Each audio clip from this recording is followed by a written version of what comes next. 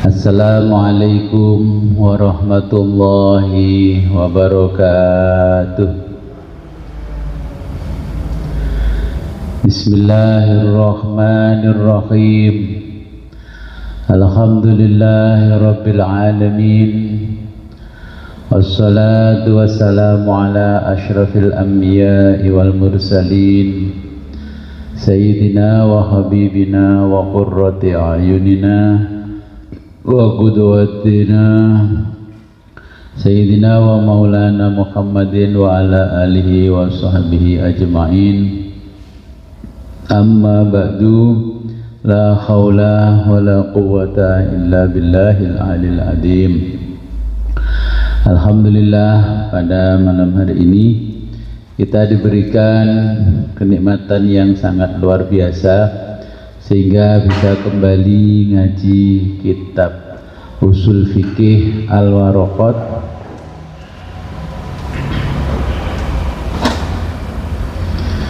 Sebelum kita mulai pengajian ini, marilah kita berkirim Fatihah terlebih dulu kepada junjungan kita Baginda Nabi besar Muhammad sallallahu alaihi wasallam, kepada muallif kitab Al-Waraqat dan kepada kedua orang tua kita.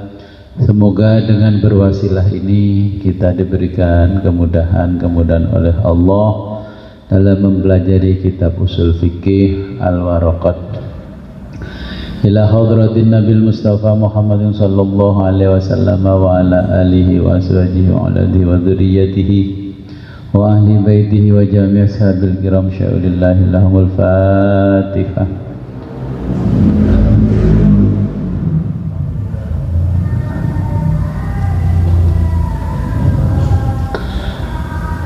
ثم إلى حضرة إخوانه من الأنبياء والمرسلين والأولياء والشهداء والصالحين والصحابة والتابعين والعلماء العاملين المصنفين المخلصين وجميع الملائكة المقربين، خصوصا إلى الشيخ العليم العلامة جلال الدين محمد بن أحمد المخلي الشافعي، ثم إلى حضرة Imamul Haramain sya'ulillahi lahumul Fatihah. A'udzu billahi minasyaitonir rajim. Bismillahirrahmanirrahim. Waladhdallin amin. Azma ila hadratin Syekhina al-Mukarram Abdul Ma'ali Al-Juwaini Imamul Haramain sya'ulillahi lahul Fatihah. A'udzu billahi minasyaitonir rajim. Bismillahirrahmanirrahim. Azma ila hadratina ba'ina wa ummahatina wa jaddatina wa usulina wa furu'ina wal khadirina fi majlisina hadha. Al-Fatihah. A'udzu billahi minasyaitonir rajim. Ar-Rahmanir-Rahim. Maliki yaumiddin.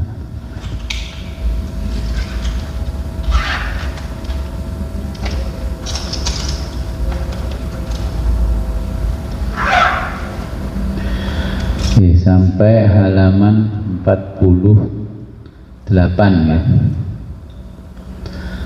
Ta'arudil khassaini ya.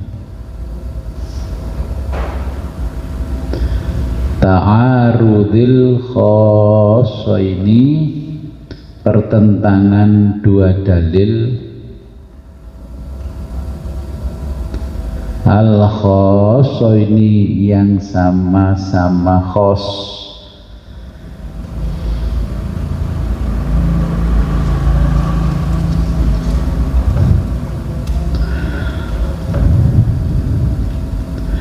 Wa kadzalika, demikian juga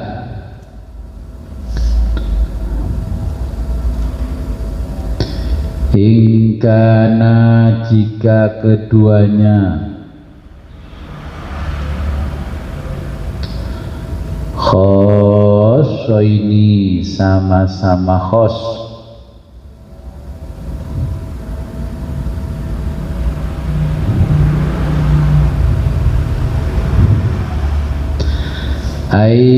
Yaitu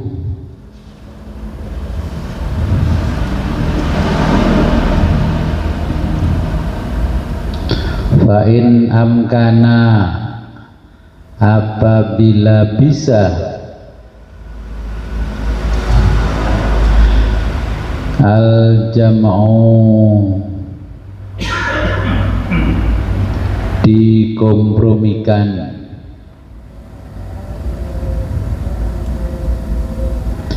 bainahuma, keduanya,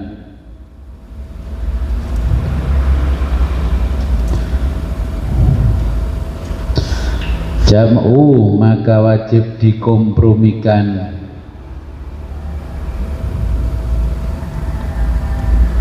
kama, sebagaimana, fi hadisin, dalam hadis, annahu bahwa Rasulullah sallallahu alaihi wasallam tawaddoa,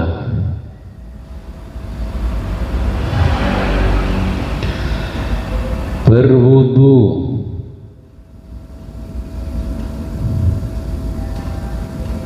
wa ghasala, serasa membasuh,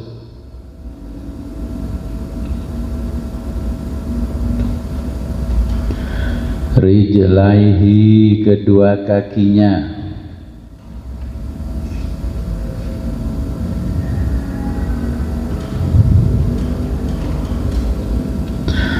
wa hadza, dan hadis ini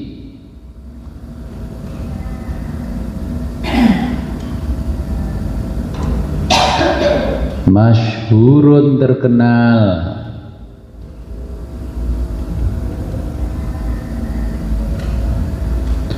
fis shahihaini, di dalam hadis sahih Bukhari dan Muslim,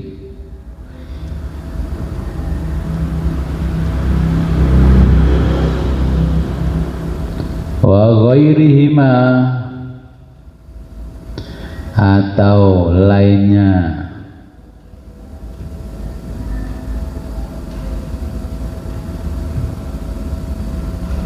wa hadisi, sementara itu dalam hadis lain,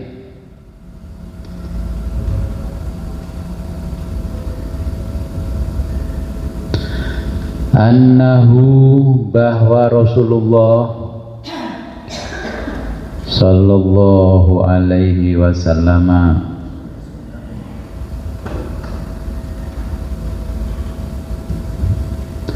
tawaddoa, berwudu,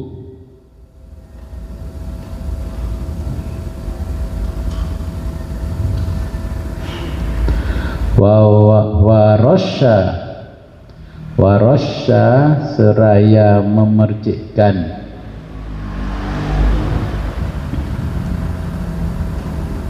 al-ma'a, air,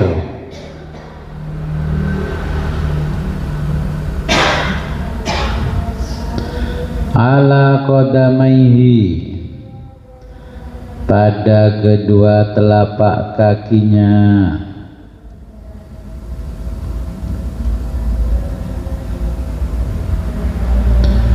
wahuma, dan keduanya,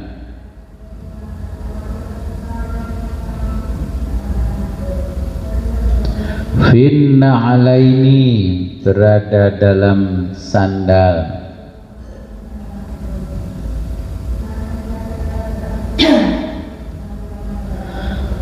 rawahu, diriwayatkan oleh An-Nasa'i, oleh Imam An-Nasa'i, wal Baihaqi, dan Imam Baihaqi, wa ghairuhuma, dan lainnya,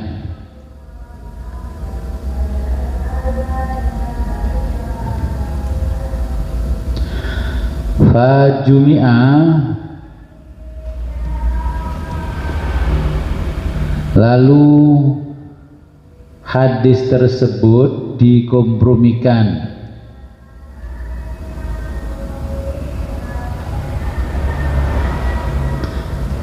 bainahuma keduanya,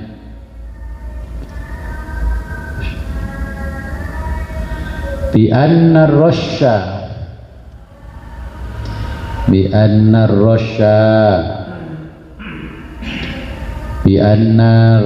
dengan cara memercikkan air,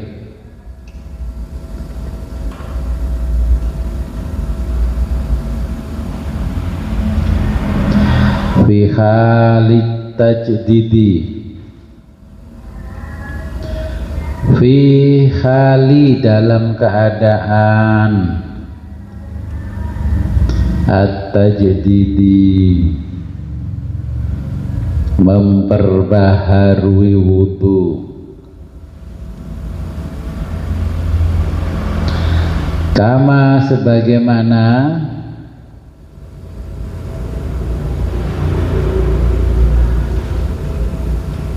fi ba'di dijelaskan dalam sebagian at-turuqi riwayat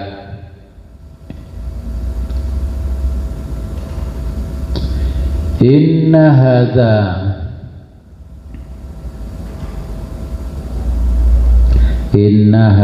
sesungguhnya yang demikian ini wudu merupakan wudunya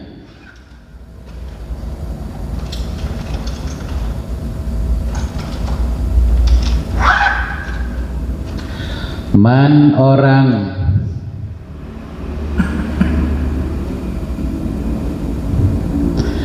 lam yang tidak yuhdis berhadas. Saya jelaskan dulu, ini kita sampai pada ya bab atau ini pasal sampai pada ta'arudil khossaini, jadi pertentangan dua dalil yang keduanya sama-sama khos. Dan ini kalau zaman sekarang kan memang sering terjadi di tengah-tengah masyarakat. Wudu di zaman Nabi itu ya tidak sama dengan wudu di zaman kita. Keran yang mengalir kencang seperti kita ya nggak ada di zaman Nabi. Zaman Nabi air di tanah Arab itu ya sangat minim, ya, sangat minim. Jangankan di zaman Nabi, di zaman sekarang itu ini perkampungan atau perkotaan, kita berjalan sampai ke perkampungan atau perkotaan yang lain ya baru ada ya di sana airnya. Air yang kita minum di Arab itu kan air laut disuling baru dijadikan air kemasan. Nah ini ada dalil bahwa Nabi SAW itu tawaddu'a wa ghasala rijlaihi, ya, pernah melakukan wudu tanpa melepas sendalnya dengan cara dipercik-percikkan. Nah nanti kalau ada orang wudu kok tidak melepas sendal terus dipercik-percikkan, berarti ya jangan disalahkan, berarti karena Nabi dulu juga pernah seperti itu. Kadang kan karena sudah lazim di kita itu yang itu saja, ketika ada orang melakukan hal yang lain menjadi aneh gitu loh.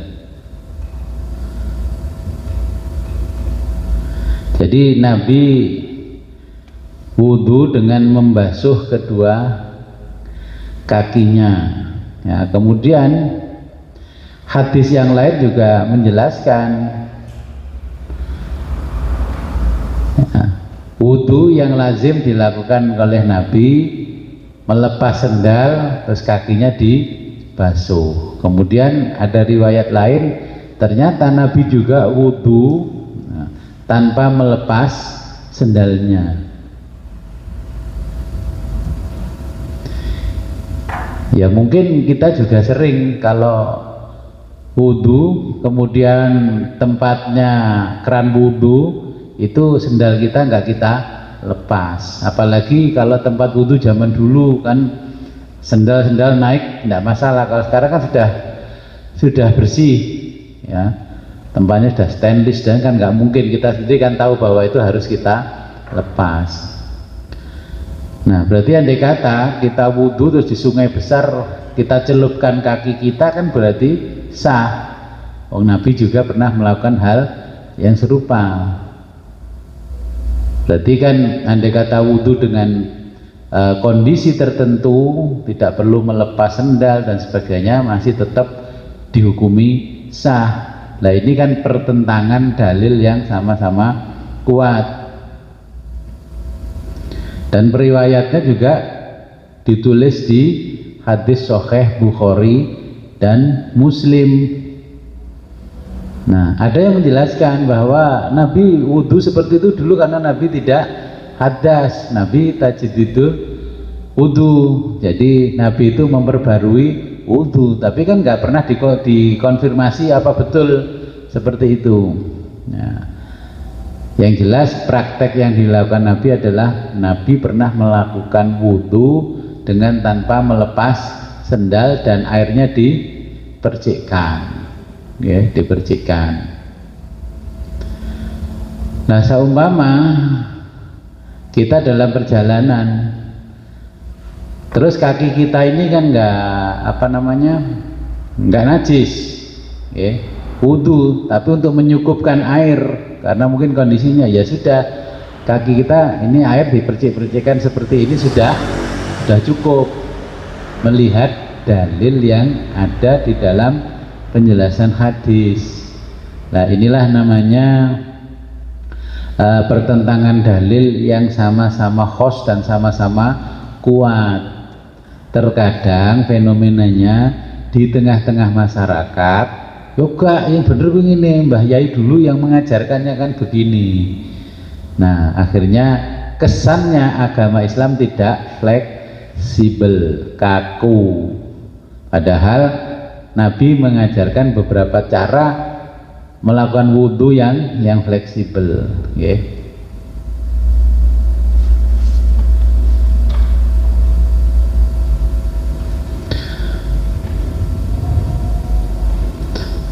Hadis ini kan mengandung pengertian yang khusus, ya, khos. Jadi khos itu pengertian yang khusus, yaitu wudhu yang dilakukan oleh Nabi dengan cara membasuh kedua kaki beliau. Makanya dibutuhkan juga kita itu memahami hadis. Hadis itu asbabul wurudnya bagaimana. Dulu kondisi Nabi melakukan hal yang seperti itu ketika Nabi seperti apa. Nah, kalau Al-Quran kan asbabun nuzul, nah ini asbabul wurudnya.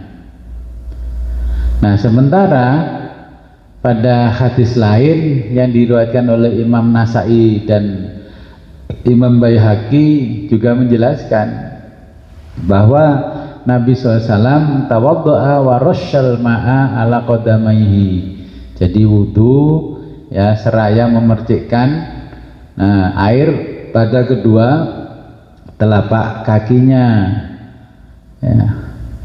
Wa huma ala qadamaihi, dan keduanya memakai sandal, memakai sandal. Nah, hadis kedua ini juga mempunyai pengertian yang khusus, yakni wudhu, ya, pengertiannya wudhu, bukan mandi, ya.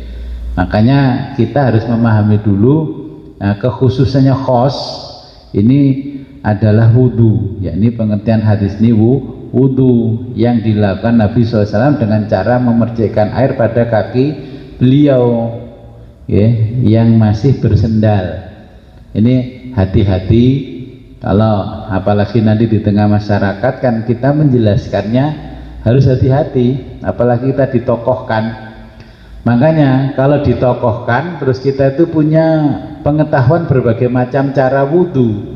Loh kok wudhunya begini, wudhunya begitu, sering melakukan wudhu banyak gaya wudhu. Akhirnya umat itu kan gini, kok gitu sih ya, padahal kita itu tahu, oh Nabi pernah melakukan seperti ini lah.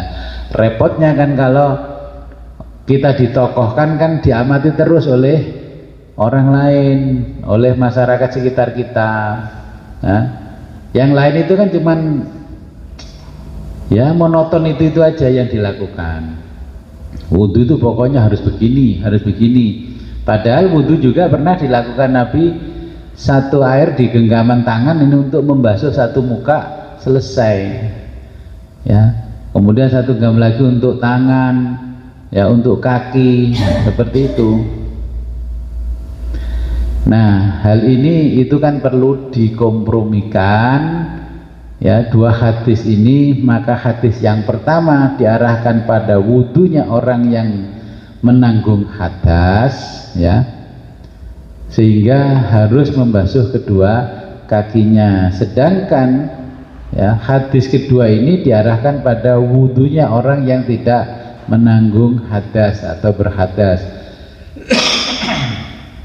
atau orang yang memperbaharui wudhu karena sudah perjalanan jauh, dia daripada ragu-ragu ya sudah dia memperbaharui wudhunya.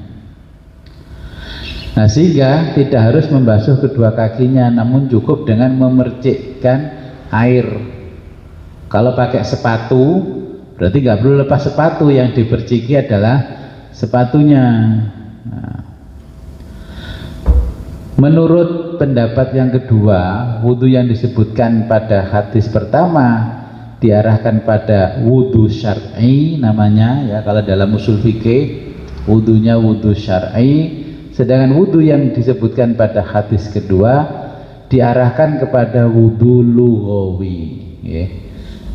Jadi bedanya yang satu syar'i, satu lughawi.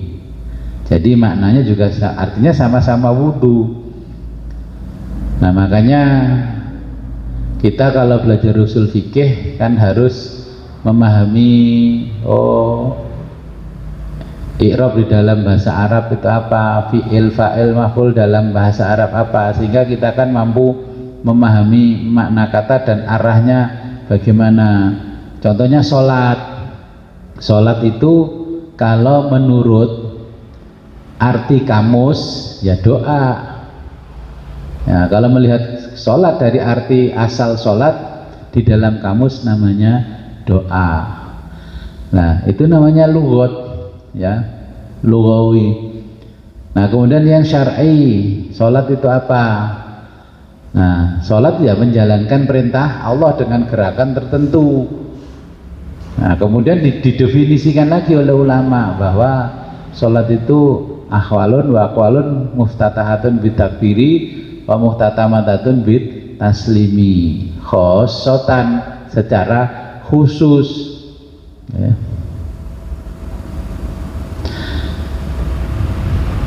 Nah, menurut pendapat ketiga dari kedua hadis ini sama-sama kuatnya.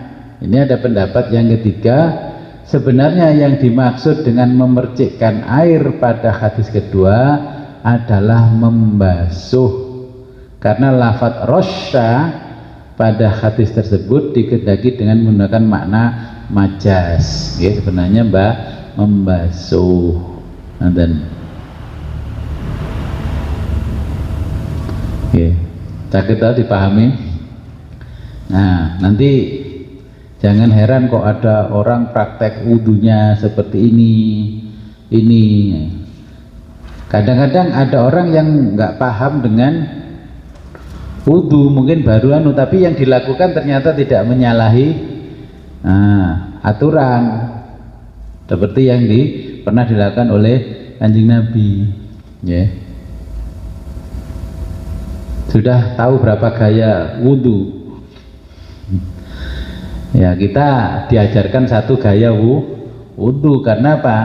Di kita ini kan tempat kita itu kan gemah ripah loh jinawi, jadi nggak pernah kehabisan air seperti di Arab ya. Arab kan zaman dulu, yang ini dikisahkan Nabi itu kan zaman dulu. Contohnya kalau orang kita untuk membersihkan kotoran air kencing, nggak pernah peper pakai batu, tapi di fikih-fikih dijelaskan, oh kalau kencing cara membersihkan kotorannya ya di ujungnya kemaluan laki-laki ditempel-tempelkan batu, bahasa Jawanya kan peper.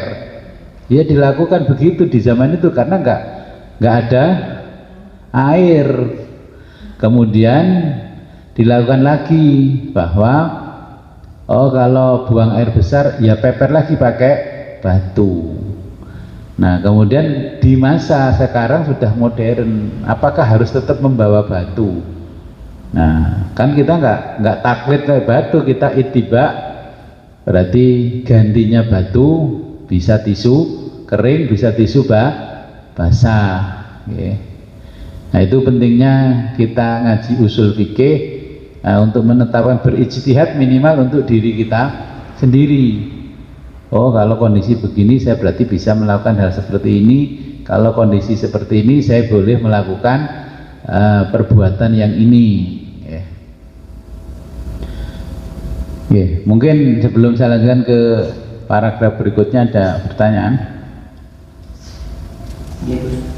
Ini wow, hadis kedua-duanya sama-sama sahihnya tapi beda masalahnya. Sehingga terjadi peristiwa kata yang satu itu pakai cari sehingga itu istilahnya hadas, sehingga kudunya ya teman-teman kudu apa yang satu dengan sebut ruhi karena tidak hadas ya sifatnya hanya membantu. Pengertiannya kalau ibarat mandi ini betul-betul mandi. Kalau ini cuma seko, kalau di seko mereka tadi mungkin habis dari luar kok kayaknya kurang srek, kurang bersih, nah raup dan sebagainya. Tapi praktek raupnya itu basuh mukanya dengan cara wudu, membersihkan kakinya dengan cara wudu. Jadi itu yang dilakukan oleh Kanjeng Nabi. Makanya nanti juga dalam ibadah yang lain pun sama. Oh kalau kondisi saya seperti ini, contoh kita sudah sholat isya, ternyata anak, istri, cucu belum sholat isya, terus gimana caranya? Nah kita kembali sholat jadi imamnya istri dan anak cucu untuk menjadi imam sholatnya, karena dulu ada sahabat yang pernah melakukan hal itu. Pada waktu itu kan ada sahabat setiap hari jamaah dengan Nabi, tapi setelah salam langsung lari pulang ke rumah. Lama-lama ditanya Nabi, kamu kenapa kok habis sholat langsung lari pulang ke rumah? Ya Rasul, saya karena keluarga saya baru mengenal agama Islam dan saya harus mengajari sholat dan saya menjadi imam sholat di rumah. Terus habis itu ternyata Nabi tidak melarang dan memperbolehkan, sudah sholat jadi imam sholat lagi. Terus orang itu aneh, loh Abah Zaini memang kan wis jadi imam di masjid sholat isya, kok nang omah sholat lagi. Orang lain kan yang nggak tahu aneh. Saya pernah juga di sini tuh didatengin orang karena ketokohan seseorang, dia aktif di keagamaan semua dia jalani, tapi istrinya tidak pernah ke masjid, tapi habis pulang dari masjid ngimami istrinya. Terus ada orang yang ditanya menjawabnya begini, karena orang tersebut pernah mondok di pondok tertentu, lo itu ngikuti Mbah Yai itu. Ya untungnya Mbah Yainya mungkin yang tahu dalilnya Mbah Yainya, yang ini nggak tahu dalilnya. Terus orang itu tanya, yang tadi nggak puas kemudian kesini tanya saya. Terus saya jelaskan, hal yang dilakukan oleh orang tersebut tidak salah, karena perempuan itu keutamaan sholatnya di rumah, makanya istrinya nunggu suaminya pulang dari masjid, setelah ngimami sholat di masjid kemudian ngimami istri dan anak-anak perempuannya. Sama dengan saya, saman mau wis sholat, wis sama sholat gurung yang tak imami meneh. Nah, karena kan nggak tahu, loh, emang sholat kok ngimami? Ya wis lek mau sholat dhewe ae. Saya ngimami nggak apa-apa. Nggih, karena peristiwa itu pernah terjadi di masa Nabi. Kalau mengimami ketua pertama itu. Ya, boleh mawon. Nah, nggih, karena tidak ada imam yang bisa, tidak ada orang yang bisa menjadi imam. Mungkin habis di sana ke masjid terus lewat kok musolanya kok gurung sholat, le kok gurungan le, nggih mbah dari dugi Pak Ustadz, ayo sini tak imami. Tapi ketika yang melihat tidak pernah ngaji, loh iku mang abai kan orang kono ngimami, kowe ning ngimami meneh double iku. Nah, ini juga fenomena. Ya, fenomena apa? Ya kebodohan akhirnya. Sama, ada fenomena begini, musim haji, kok orang-orang tertentu itu yang berkumpul. Ternyata ada satu fenomena, kan di satu tempat itu orang yang pergi haji. Memang itu kan di sini juga dulu dari masa kecil saya, kalau ada orang mau berangkat haji, kan belum ngetren umroh itu zaman dulu. Haji, orang satu kampung itu datang mengantar, bahkan kan sampai Surabaya. Itu di sini didoakan bersama. Nah, mendoakan supaya orang ini selamat, dan di sana mendoakan kita yang di sini supaya segera bisa berangkat haji. Lah pulang haji, giliran dia yang baru pulang dari haji, karena ada keterangan nanti kan itu diikuti 100 malaikat. Nah, itu disuruh mendoakan kita yang belum pergi haji. Nah, terus ini ada dalil baru muncul. Apa sih kok orang tertentu itu, ada salah satu orang tokoh ngomong yang layak mendoakan orang yang mau berangkat haji adalah orang yang sudah pernah haji. Loh, ini kan dalilnya khos ya tidak, aneh tidak, tapi khosnya karena ketokohannya. Warga yang lain orangnya awam, manut karena itu dianggap tokoh khos. Orangnya guru, pernah jadi kepala sekolah, anggapannya kalau sudah tokoh seperti itu dianggap alim. Padahal itu apa namanya, dia hanya menentukan dalil itu atas persepsi dia sendiri. Ya kudune sing layak sing wis kaji, kan gitu. Tuh, ini kan hal-hal yang muncul di tengah-tengah masyarakat. Terus saya ditanya, Gus, napa leres Gus? Nggih mboten, wong gak enek iku dalile. Ndonga sapa oleh ndonga gitu. Ada lagi? Eling nek derek atas tidak perlu tunggu lagi. Nggih, tidak apa-apa. Tapi kadang orang kan kok panik pliket-pliket. Nah, seperti kita habis beraktivitas kok lengket dikit-dikit nggih, wudu. Tapi wudunya tidak seperti yang berhadas. Nggih, lihat kondisi. Nggih, kita lanjutkan ke paragraf berikutnya.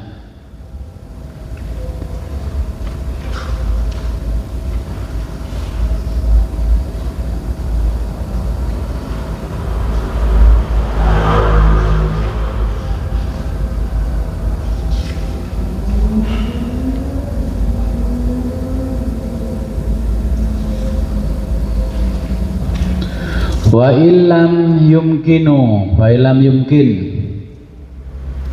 wa illam apabila tidak bis, wa illam apa, ini kalimatnya jadi satu. Wa illam yumkin, apabila tidak bisa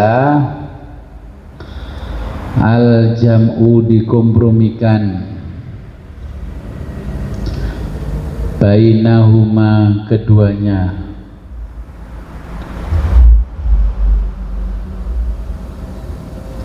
walam yu'lam dan tidak diketahui at-tarihu masa turunnya, yaitu maksudnya turunnya hadis.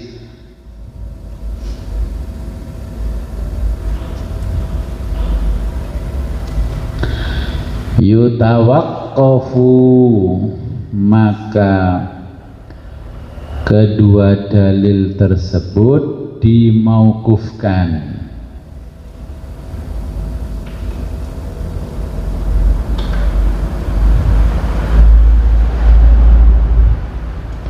Fihima keduanya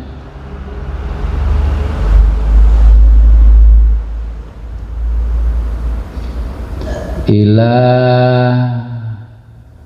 luhuri, ila hingga ada luhuri datang sesuatu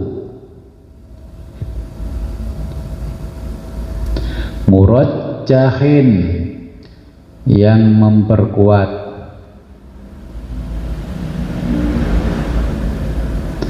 li ahadihima salah satu di antara keduanya.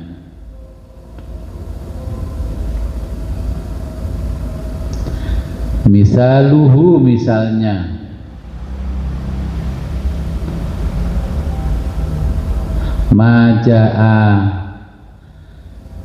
maja'a dalam suatu riwayat diterangkan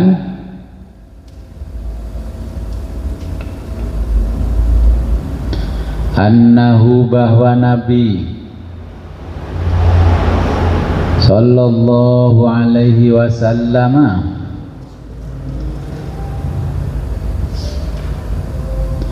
su'ila saat ditanya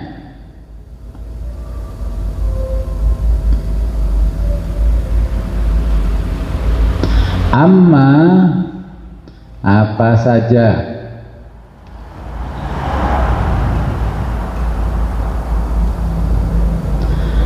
ya khillu yang dihalalkan lirrojuli bagi suami min imro'atihi atas istrinya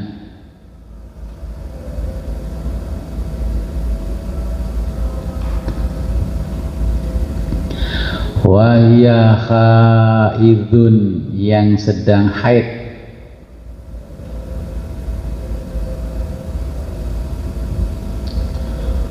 faqala maka beliau bersabda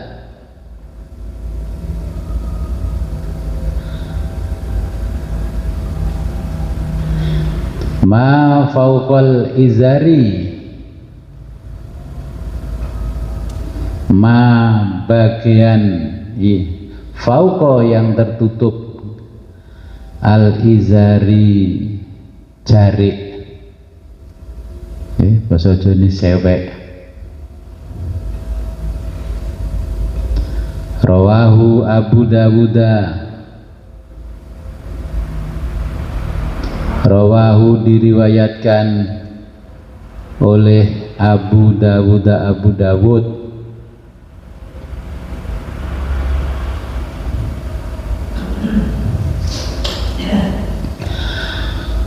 Waja'a dalam riwayat lain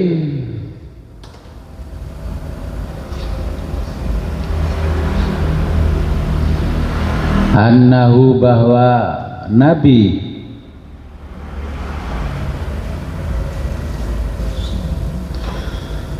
sallallahu alaihi wasallam qala bersabda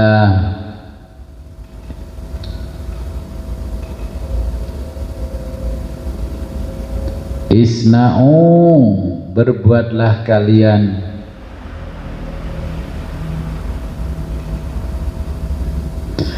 kulla syai'in apa saja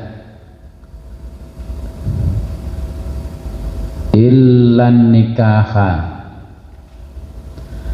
illa selain an nikaha menyetubuhinya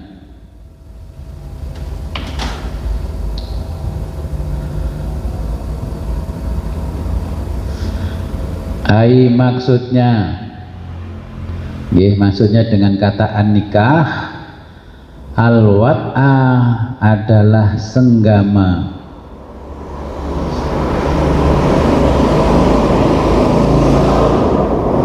Rawahu Muslimun, diriwayatkan oleh Imam Muslim.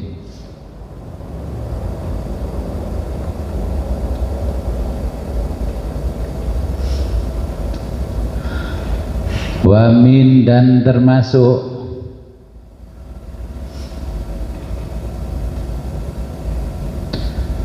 jumlatihi, di antara bagian al-wat'u, bersenggama,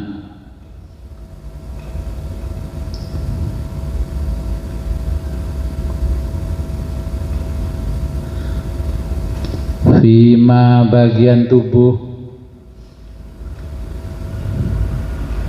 fauqal izari, di luar jari.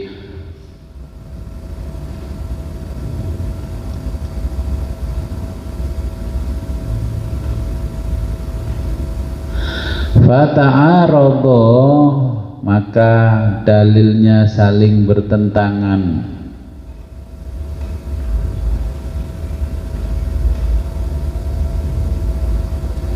Fihi, dalam dua riwayat tersebut.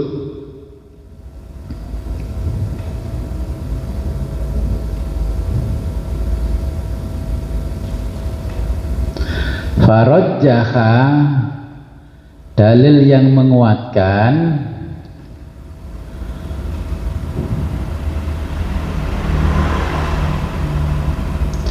ba'duhum, sebagian ulama, ba'duhumut takhrima, sebagian ulama at-takhrima, mengharamkan. Tujuannya ikhtiyaton, karena kehati-hatian.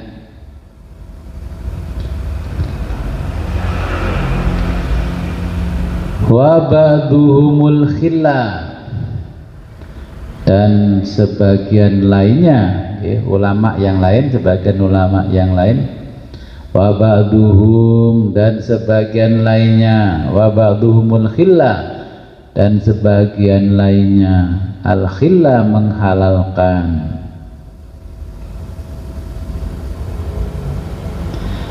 Li'annahu, karena sesuai al-aslu, hukum asal,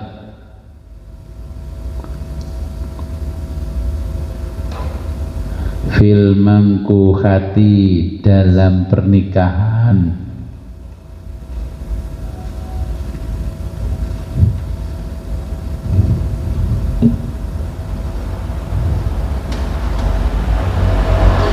Fa'in ulima,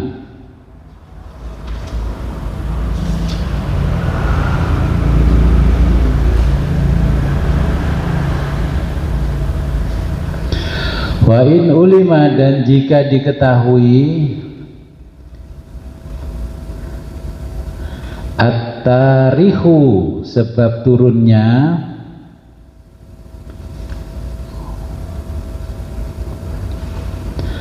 nusikho, maka dihapus,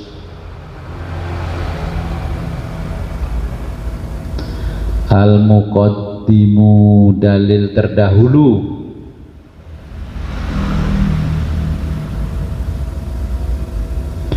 bil mutaakhiri,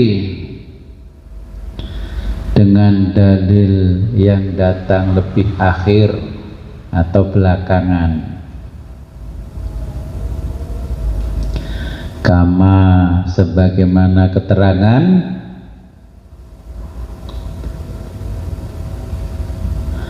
taqaddama, terdahulu,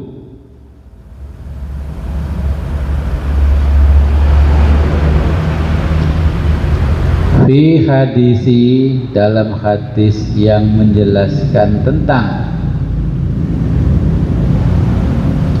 ziyaratil kuburi, ziarah kubur.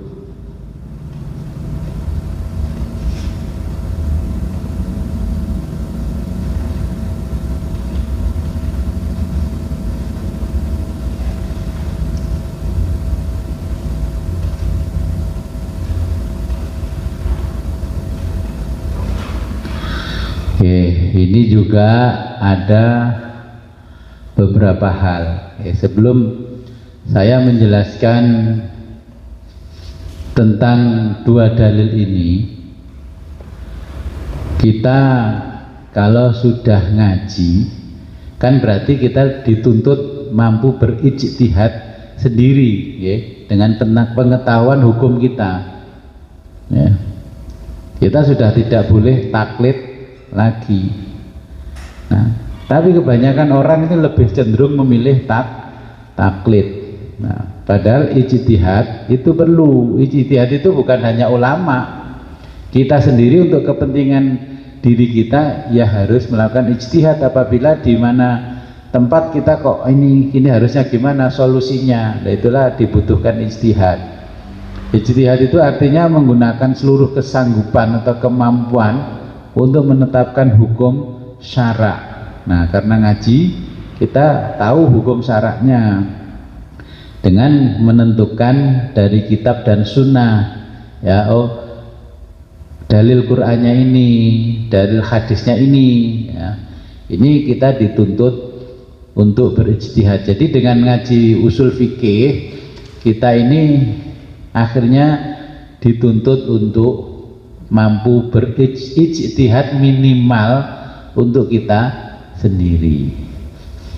Nah, di dalam praktek sehari-hari kan ada orang yang melakukan amalan-amalan di dalam keagamaan atau amalan muamalah lainnya selain agama, itu kebanyakan taklid, ya, taklid, ikut-ikutan. Apa sih sebenarnya taklid itu? Jadi taklid itu kalau dalam konsepnya usul fikih, at-taqlidu qabulu qaulil qaili wa anta la ta'lamu hujjatahu.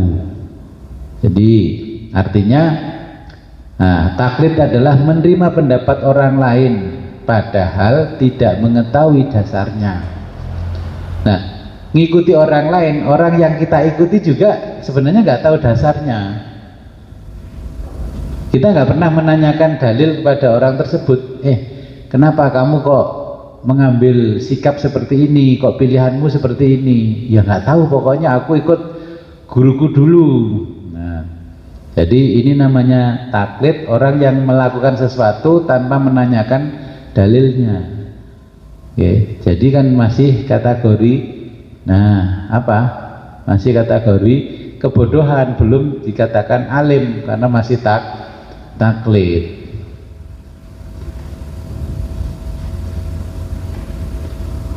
Nah, taklid itu juga ada syaratnya. Apakah kita ini masih boleh taklid dalam berbagai macam ibadah? Syarat bertaklid adalah orang awam yang tidak mengerti cara-cara mencari hukum syara'. Kalau sekarang sudah ngaji fikih, sudah ngaji usul fikih, ya, kita kan nggak boleh dikit-dikit taklid, harus berijtihad sendiri. Itu. Nah, dua soal-soal yang ditakliti terhadap hukum akal, ya, bertaklid kepada orang lain seperti mengetahui adanya zat pencipta, adanya Allah. Awalnya kan sampai hari ini kan masih taklid, ya.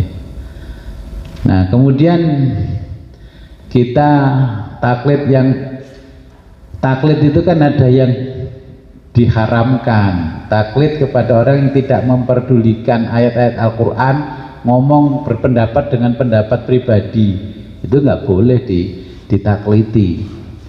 Apalagi zaman modern, di konten-konten banyak orang ngomong seenaknya sesuai pendapat sendiri, ya. Makanya kita kalau ngutip-ngutip dari konten, ya yang bikin konten sendiri belum tentu tahu dalilnya. Oke, makanya haram mentakliti yang seperti itu. Kenapa?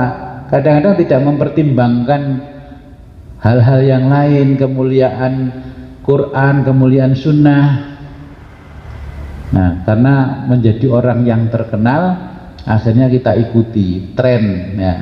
Padahal Imam Abu Hanifah sendiri berkata, in kana qauli yukhalifu kitaballah wa khabara rasulihi fatruku qauli.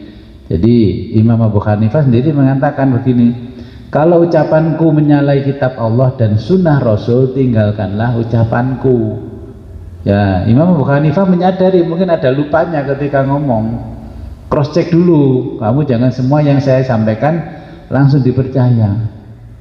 Tapi fenomenanya hari ini ketika kita bicara tentang dalil seperti fikih, usul fikih, terus kita mengkritisi konsep-konsep terdahulu, kan akhirnya sering kita dengar begini, ya kamu harus ikuti ini Imam Syafi'i, Imam Madhab, memang kamu lebih pintar dari Imam Syafi'i. Ya bukan begitu, karena di masa Imam Syafi'i medsos ya belum ada, macam-macam yang sekarang ada di antara kita ya belum ada, kan kita perlu berijtihad.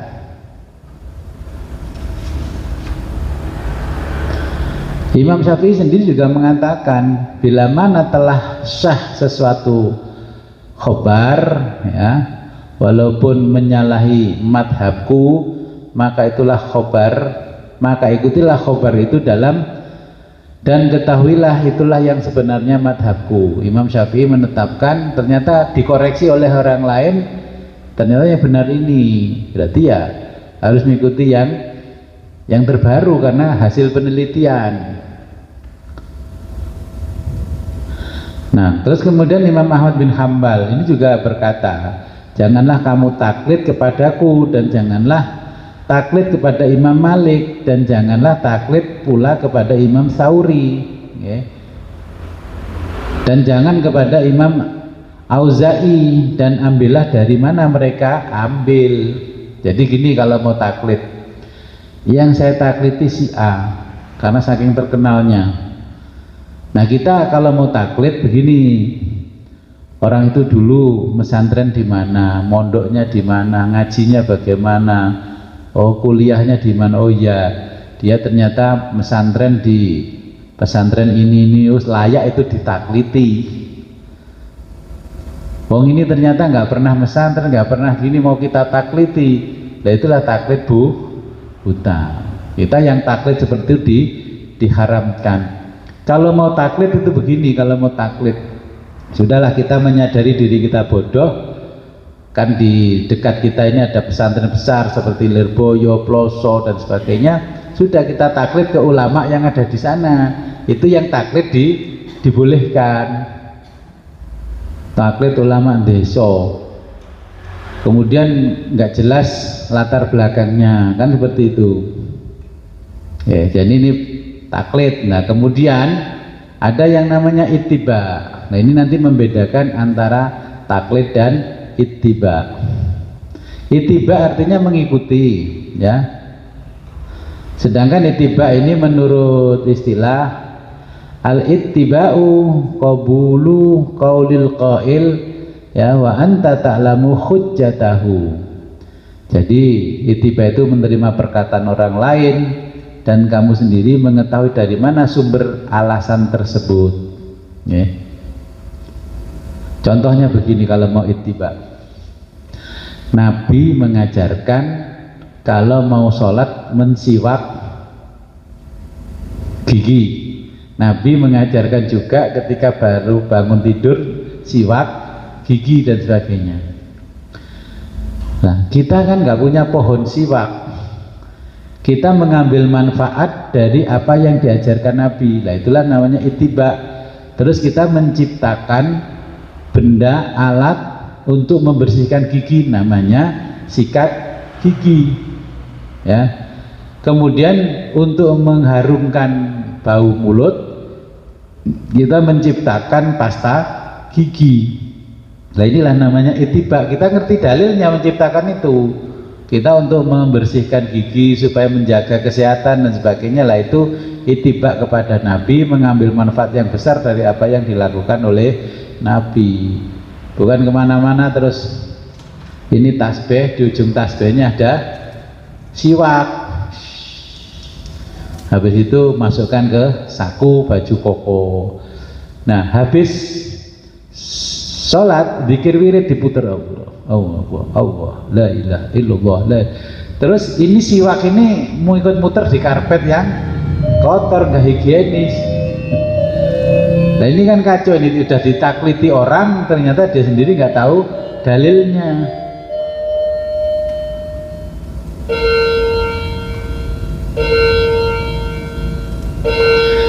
Jadi taklid kepada orang itu kita melihat dulu, oh kalau taklid pada ini saya layak karena orang ini kompetensinya luar biasa, ya, itu taklid.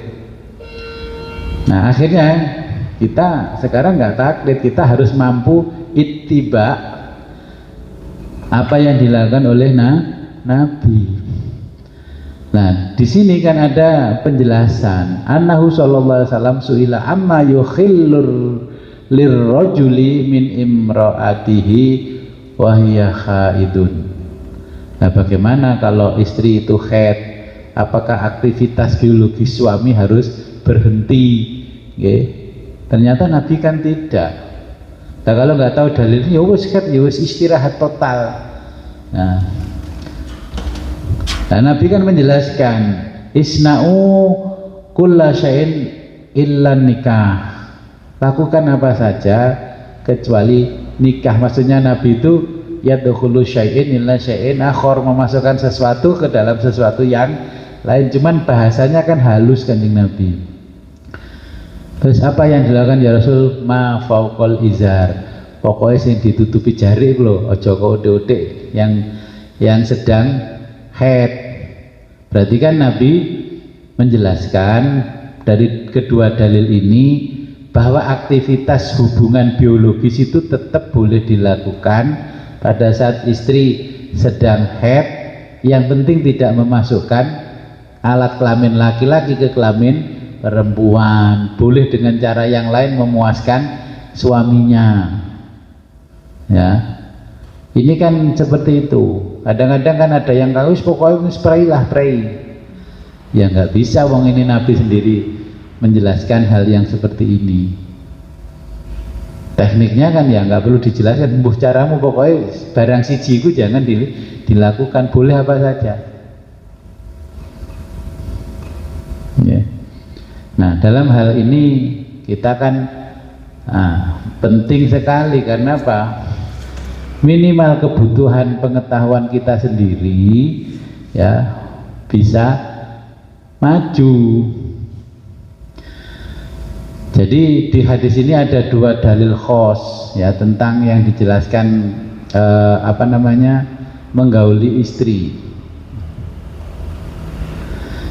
Bertentangan. Apabila dua dalil khos saling bertentangan, tidak mungkin dikompromikan dan tidak diketahui tarikhnya, sebab turunnya nggak diketahui, maka harus dimauqufkan hingga ditemukan sesuatu yang bisa memperkuat salah satu di antara keduanya. Nah biasanya dengan dalil yang sama-sama kuat dan khos itu terjadi pertentangan antara ulama, yang satu menghalalkan, yang satu mengharamkan. Yang menghalalkan karena ada hukum asalnya, itu hukum pernikahan. Kenapa boleh seperti itu? Karena sudah suami istri yang sah. Yang mengharamkan alasannya untuk kehati-hatian. Karena nanti takutnya birahinya melebihi, nah, akhirnya lupa dimasukkan ke sesuatu yang di dalam jari. Nah itu kehati-hatian, ya. Tapi sebenarnya dari hukum asalnya boleh, tidak masalah. Jadi pada hadis ini dijelaskan bahwa apa saja boleh dilakukan oleh suami, namun khusus anggota badan antara pusar dan lutut tidak boleh disentuh dan diotek-otek. Nah itu tergantung istri bagaimana caranya bisa memuaskan hasratnya suami, karena hukum asalnya halal karena pernikahan. Jadi tidak ada alasan bagi perempuan menolak ajakan suami. Tapi kalau ajakan suami berlebihan diingatkan, kata Nabi tidak boleh satu titik itu, yang lainnya boleh. Jadi jelas sekali ya terdapat pertentangan antara dua hadis di atas, sama sekali tidak ada celah untuk mengkompromikannya. Sebagian ulama mengharamkan, sebagian ulama menghalalkan. Contoh kalau di kita ini kan ada produsen makanan yang dari binatang namanya O2 02 ya, itu kan dikompromikan nggak bisa, karena apa? Saling bertentangan, yang satu mengharamkan, yang satu menghalalkan. Tapi kan tidak ada dasar hukum asalnya. Kalau ini kan hukum asalnya pernikahan, jadi halal.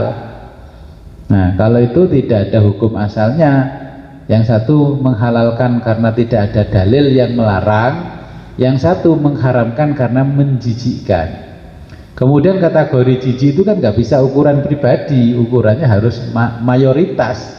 Kalau mayoritas tidak jijik ya nggak apa-apa. Contohnya makan udang, orang tertentu makan udang alergi, secara umum enggak, malah itu mengandung banyak gizi ya. Nah, nanti kalau terdapat dalil-dalil seperti itu, maka kita mencari dalil yang lebih kuat. Oke. Ada pertanyaan?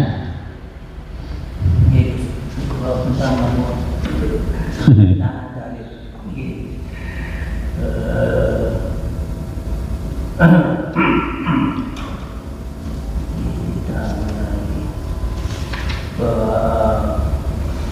bersengketa, maka dalilnya saling bertentangan dari masalah tersebut. Dari yang menguatkan kita sebagai ulama mengharamkan karena kehati-hatian, dan sebagian yang lain jadi menghalalkan karena sesuai dengan hukum asalnya. Maju kedua-duanya ini punya alasan. Pasti kedua-duanya ini diikuti atau tanpa ijtihad bisa. Nah, ini kan sama-sama pendapatnya jelas, ya. Sama jelas. Tinggal kita mau mana, mau ikut yang mengharamkan silahkan, karena dalilnya juga jelas, ikhtiar. Yang menghalalkan jelas karena hukumnya pernikahan. Nah, kadang kan begini, kalau kita membaca, makanya sampai ada kitab Fathul Izar. Fathun itu membuka, izar itu jari. Kalau zaman dulu saya mondok itu ada kitab Fathul Izar. Mau lulus sekolah yang besar-besar itu suruh ngaji Fathul Izar atau Qutulijen. Di situ memang menjelaskan tentang praktek hubungan suami istri, ya, menurut pandangan Islam. Nah, di situ memang dijelaskan tidak ada dalil, karena pada dalilnya begini, bahwa juga seperti yang dijelaskan ini pertentangan, kan tujuan pernikahan itu pada dasarnya kan untuk memberikan jawaban pada manusia ini supaya tidak melakukan hubungan perzinahan. Loh, kalau sudah nikah terus melakukan hubungan biologis itu ada masalah lah, buat apa artinya nikah, kan begitu. Nah, Allah sudah tahu hasratnya suami itu muncul sewaktu-waktu. Makanya di kitab penjelasan kita para ulama berdasarkan hadisnya Nabi itu tidak boleh menolak kapanpun, karena dijelaskan hukumnya adalah hukum pernikahan, hukum asalnya. Kecuali bila istrinya sakit. Toh kalau sakit, katakanlah sakit kelaminnya, istri boleh memuaskan suaminya dengan cara yang lain. Nah, hal itu kan sudah jelas, berarti dalil-dalil hukumnya juga sudah jelas, tidak ada yang melarang. Nah, yang begini nih kita perlu ijtihad apa enggak? Ya enggak perlu, karena sudah ada dua dalil yang sama-sama kuatnya, sama-sama boleh diikuti. Tinggal milih di. Sama dengan kita mau beli motor, mau kredit, tinggal milih. Gajimu berapa satu bulan? Gaji saya satu bulan 3 juta pak. Ya sudah, kamu nggak boleh milih Ninja kredit motor itu. Kreditmu harus Beat yang 1,5 juta per bulan. Zeus iki sing dari yang pertama ini karena kehati-hatian, bahkan ada yang mengatakan karena khawatir kalau kena penyakit. Khawatir itu terus. Nah, dalil yang kehati-hatian itu kan pernah terjadi di masa dulu, di zaman Arab Jahiliyah. Arab Jahiliyah itu kalau istrinya haid itu malah disuruh keluar rumah, dikasihkan orang lain, dianggap kotor, digauli orang lain. Maka ketika dilenen hamil anak-anak pada kelainan yang cacat fisik, yang idiot dan sebagainya, makanya turun ayat tentang nikah. Dan ada aturan-aturannya, yaitu dijelaskan oleh Allah dalam Al-Quran dan dijelaskan oleh Nabi. Pernikahan menurut Islam, perempuan itu tidak najis, tidak menjijikkan ketika haid, karena itu proses pembersihan kotoran secara biologis. Nah, ojo salah paham, kalau orang Arab dulu dibuang, kasihkan orang yang kalau sudah suci suruh kembali. Nah, jadi hukum asalnya dulu pernikahan kan seperti itu. Nah, akhirnya kan saling menguatkan, okay? Saling menguatkan. Terus di kitab-kitab yang lain dijelaskan, nah, toto kromo ini berhubungan suami istri Islam. Terus hari-harinya kalau ingin punya anak yang soleh-solehah, ngawali hubungan biologisnya harinya ini. Terus kalau malam Jumat seperti ini jangan ditinggalkan, kalau ini. Nah, itu juga dijelaskan. Tapi kan karena keterbatasan waktu, kadang manusia tidak sempat ngaji. Okay. Terus cenderungnya sekarang pengajian itu rata-rata tausiah, temanya wis gonta-ganti senenge sing ceramah, akhirnya datang ke pengajian berkali-kali nggak tepat sasaran. Tapi ngaji satu kitab belum selesai, aduh kok ngaji kitab iku ae gak enek selang-selingnya, monoton. Ya sama-sama min plusnya. Kalau ngaji seperti kita pakai kitab, orang dibutuhkan ketekunan. Tapi kan akhirnya tahu dalilnya, tahu dasar hukumnya, pilihan-pilihannya apa. Ya. Oh, dalil ini bertentangan, ini sudah nasyah mansuh apa belum? Oh, ternyata sudah dihapus, berarti boleh. Ya, oh, ternyata ada dalil yang menguatkan.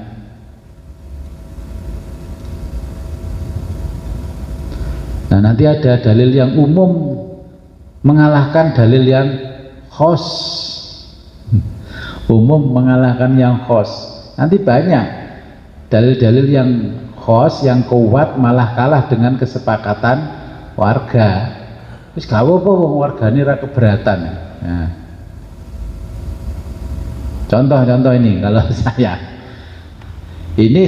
ada di lingkungan perumahan. Ini batas-batas perumahan. Terus ada selokan air, got diplengseng kanan kiri. Dalil khosnya yang kuat ini adalah fasilitas umum, kan orang lain nggak boleh memanfaatkan itu kepentingan umum. Tapi masyarakat di lingkungan situ setuju, ada yang bikin jemuran, bikin tempatnya kayu bakar di situ, bahkan dapurnya di situ, kandang ayam di situ, karena tidak komplain masyarakat yang di situ. Nah, itu dalil khos dikalahkan dalil umum menurut pendapat orang-orang gak, tapi sebenarnya akhirnya kalau menurut hukum asalnya ya semua orang itu dosa karena bukan haknya ditempati. Terus yang dosa lagi yang lebih besar siapa? Saya ditanya orang, kalau sudah begitu Gus, yang dosa besar siapa? Yang dosa besar ya saya, saya kepalanya di situ. Nah, akhirnya dalil yang diturunkan khusus oleh Allah tentang perkara itu dikuatkan oleh pendapat mayoritas orang yang berdalil. Kata gak apa-apa wong ini ae iku ya pokok banyune jek iso liwat ngisore gak masalah. Lho. Ya terus iki hampir sami. Cuma situasinya sing sebentar. Nggih. Karena kesempatan kesepakatan keluarga dari bisa. Terus saya begini pernah terjadi dengan gurungnya. sederek kula disupport niku waktu niku kula nggih boten watenan iki sederek sebenarnya. Kemungkinan ini ya diterangkan ini tentang pernikahan. Nggih.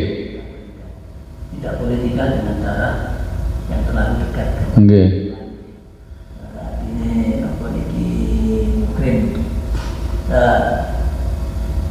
Tenggen kula niku pernah terjadi. Umpami contohnya kula niki saudara laki, lajeng kula enggak ada putra kula niki putri kula enggak ada putri istri, lajeng mbak ibu kula enggak ada putra. Tenggen niku kesepakatan keluarga pada waktu itu istilahnya di apa niku agak memaksakan diri. Pada akhirnya dinikahkan terus. Padahal itu kan kula niki kan umpami dia sepupu tinggal kan berarti kula saged Maleni mbak ibu kula kan berarti. Tapi justru yang memaksakan saya supaya wis ta bayu anak wedok itu rapi-rapi anak. Pada waktu itu si putra jalan ini putranya Pak Ibu betul karena dipaksakan. Nah ini kakak itu pada akhirnya ada putra tunggal. Di desa khusus pada waktu itu yang jadi alot-alot tapi dalam kesepakatan keluarga ternyata menyepakati. Tidak berpikir, nah iya kok ya menurut disepakati. Nah ini terjadi dan punya anak satu dan akhirnya pegatan terus. Nah yang pun bayar itu dosa itu sing terus ini. sing nanggung jawab. Sing wong. Oke. Jadi itu kalau di dalam usul fikih kan ada dalil khos, ada dalil takhsis, ada dalilnya am. Sebenarnya kan kita sudah tahu ini kalau saudara sepupu pancerwali kan nggak boleh nikah. Terus kalau merujuk ke orang Jawa zaman dulu, kenapa kok dinikahkan dengan saudara-saudara dekat? Alasannya supaya hartanya tidak keluar. Ya. Terus ada pernikahan lagi, ini saudara sebenarnya dekat, tapi karena dia yang satu sejak kecil tinggal di Sumatera ikut orang tuanya trans, ternyata di sini, terus biar hubungannya dekat lagi dengan saudara, terus dinikahkan. Nah, dosanya siapa? Sudah tahu pancerwali dinikahkan, berarti ya yang punya ide pertama menikahkan itu yang nanggung. Nah, karena apa? Itu sudah ada dalil khusus. Khos dengan taksis akhirnya diamkan, diumumkan. Nah, yang penting kan keluarga gak keberatan, gak apa-apa. Loh, itu kan sering terjadi tuh di tengah-tengah masyarakat. Tapi kalau punya anak itu anaknya sebetulnya ya nggak jadi masalah. Iya, anaknya nggak jadi masalah karena anaknya karena seperti pancerwali yang memang ada larangan secara hukum dari Allah nggak boleh dinikahi, tetap dinikahi. Ya akhirnya larangannya kan terjadi selama pernikahan ya haram karena itu melanggar hukum.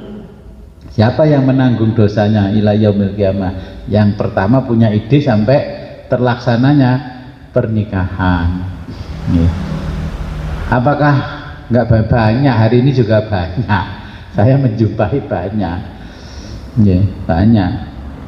Terus saya kadang-kadang gini, itu orang di dalam kehidupan keluarganya kok begini, padahal secara ekonomi karirnya luar biasa bagus, kok ada beberapa kelainan anunya. Oh ternyata ada kisah bahwa itu masih saudara sangat dekat. Ya efeknya memang nggak boleh pertalian darah terlalu dekat. Hukum syarak dirubah oleh Allah karena memang perkembangan manusianya berubah. Kalau di zaman Nabi Adam yang dianggap saudara kandung kan yang lahir bareng, yang nggak lahir bareng enggak. Tapi sekarang kan Allah memberikan penjelasan berbeda karena perkembangan manusia juga berbeda.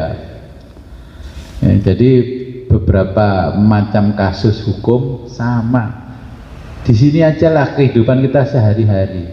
Ini pengertiannya berarti menghalalkan Mungkin menghalalkan segala cara. Contoh aja lah, ngeten. Ini kebun kan kebun saya. Terus karena orang-orang biasa jalan kaki menuju jalan ke belakang. Saya tidak melarang. Tapi mendapat itu. Orang-orang jalan lewat sini, diizinkan jalan kaki, lama-lama sepeda, lama-lama motor, lama-lama mobil. Apa sudut pandang kalau kita pelajari dari hukum? Makanya di situ ada kata-kata urfi. Kata urf yang lain namanya adat. Oh ya oleh loh, kalau Guswit itu oleh, boleh sama Guswit, iya.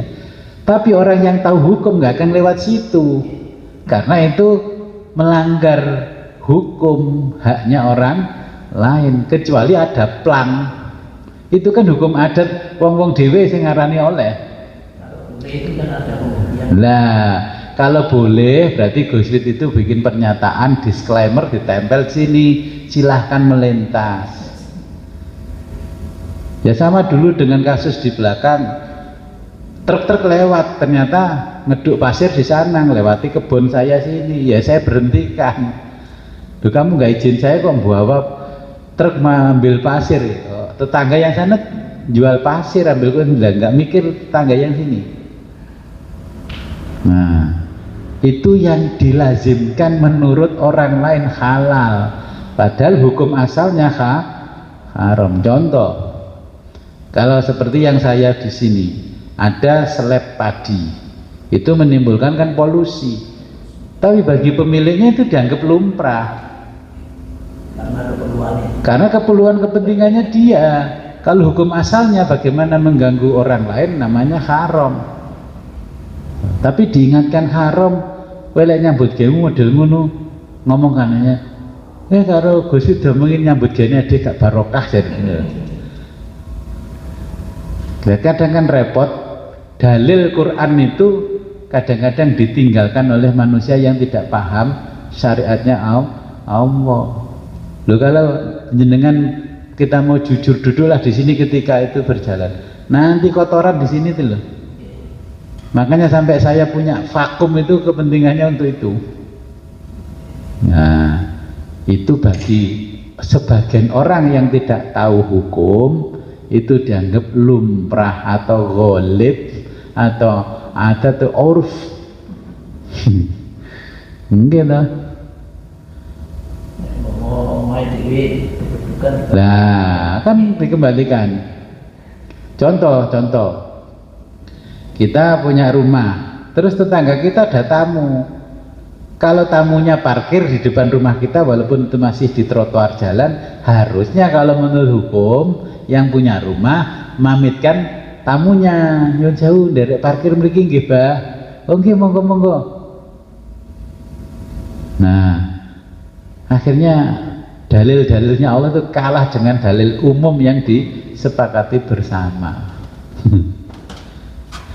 Pokoknya ya kena tembung pokok itu yang repot. Kita yang benar-benar menjalankan hukum-hukumnya Allah dianggap kaku, padahal sih bener iku lho yang ini. Contoh kan lazim, orang ada seleb keliling datang, jenengan nyelebkan gabah itu jadi beras, yang terkena dampak tetangga sebelahnya karena seleb keliling merasa dosa enggak kita ini? Loh, yang dosa kan kita yang menghentikan dia untuk nyeleb kepentingan kita. Wong dasar itu tukang seleb, pokoknya bar peluncing. Wong berambutnya di situ juga enggak dibersihkan. Karena waktunya sudah habis. Sebelum kita akhiri, marilah kita berdoa kepada Allah, semoga apa yang kita pelajari pada malam hari ini membawa manfaat, ya, barokah kepada kita pribadi, pada keluarga dan pada masyarakat pada umumnya. A'udzubillahi minasyaitonirrajim. Bismillahirrahmanirrahim. Allahumma shalli wa sallim ala sayyidina Muhammadin fil awwalin wal akhirin.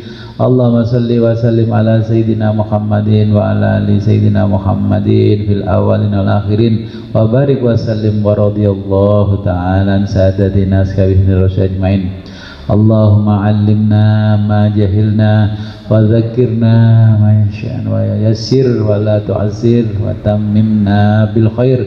Allahumma nawwir qulubana bil Qur'an wa zayyin akhlaqana bil Qur'an. Allahumma syghil jawarihana bi ta'atika wa qulubana li ma'rifatika wa syghilna tula hayatina fi lailina wa naharina wa alhiqna bil ladzina tuqaddimu minas sholihin warzuqna ma razaqtahum wa kun lana kama kunta lahum bi rahmatika ya arhamar rahimin. Rabbana atina fid dunya hasanah wa fil akhirati hasanah wa qina adzabannar. Wa subhanaka rabbika rabbil izzati amma yasifun wa salamun alal mursalin walhamdulillahi rabbil alamin. Al-Fatihah. A'udzu billahi minasy syaithanir rajim. Bismillahirrahmanirrahim. Iyyaka na'budu wa iyyaka nasta'in. Akhirul kalam ihdinas siratal mustaqim wa billahi taufiq wal hidayah wa ridwal inayah. Wassalamualaikum warahmatullahi wabarakatuh.